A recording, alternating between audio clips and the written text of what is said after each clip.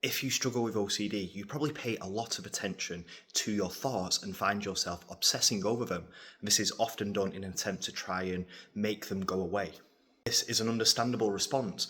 These thoughts can be really overwhelming and frightening and sometimes feel very real. Our instinct is to push them away in the hope that in doing so, our discomfort and the anxiety will disappear. Unfortunately, this approach actually has the opposite effect.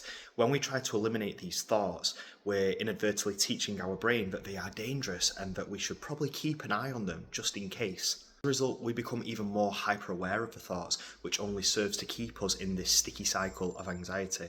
And as a result, this keeps the thoughts at the forefront of our attention. Instead of getting caught up in them, our goal should be to acknowledge the thoughts without engaging in any compulsive behaviours or attempts at reassurance. Now, this requires strength and patience to let the thoughts be present without reacting to them, but this is how we begin to retrain our brains.